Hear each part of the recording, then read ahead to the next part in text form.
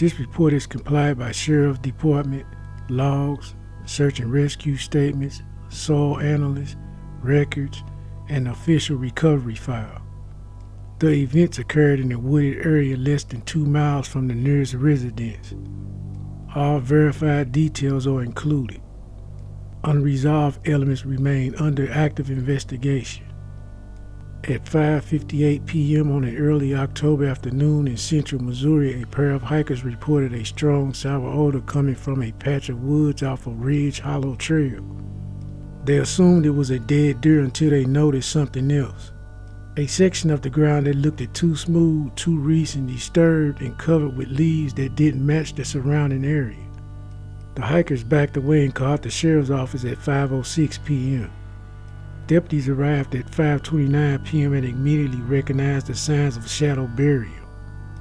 The soil was loose, the leaf cover was artificial, and the ground had settled unevenly, a classic indicator of a rush dig.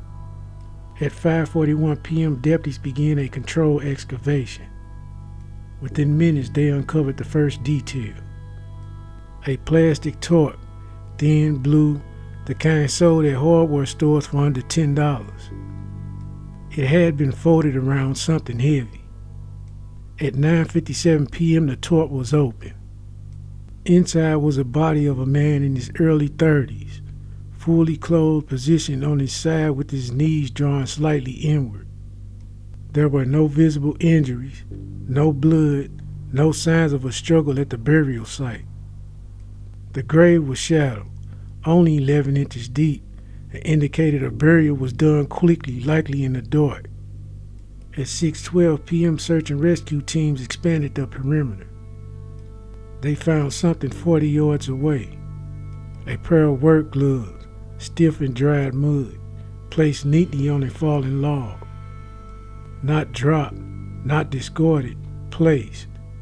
At 6:26 p.m., a canine unit arrived.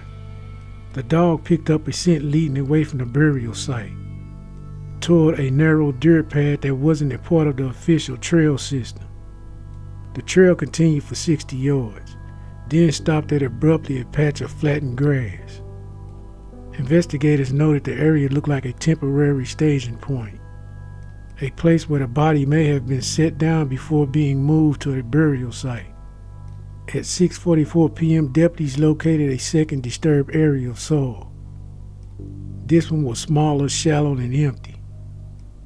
Inside it, they found a torn piece of duct tape, a broken twig with fresh bark scraped off, a single boot print size 11 facing the direction of the main burial site.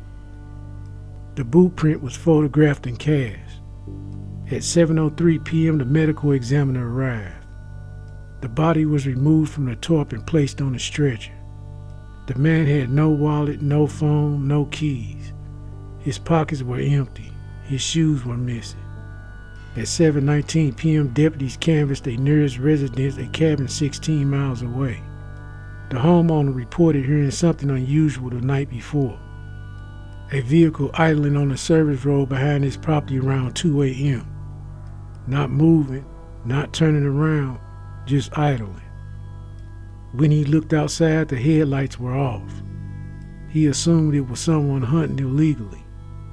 At 7:52 p.m., investigators locate tire impressions near the service road. The tread patterns was incomplete but consistent with a mid-sized pickup truck. The impressions led toward the main road, then disappeared on the gravel. At 8:11 p.m., the medical examiner completed the primary assessment. The man had been deceased less than 12 hours.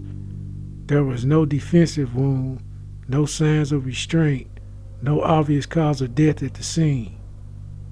Toxicology was ordered. At 8:37 p.m., deputies found some missing shoes, both of them placed side by side at a base of a tree 30 yards away from the burial site. The laces were tied, the soles were clean. There was no footprints around them. At 9:02 p.m., the torch was examined more closely.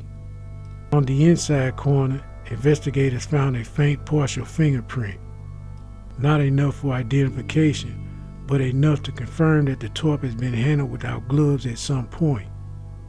final entry in the recovery file states, burial indicates haze. Staging area suggested body was moved twice. No suspects identified. Investigation ongoing. The case remains open. Thank you for listening to another episode of One Voice Many Stories.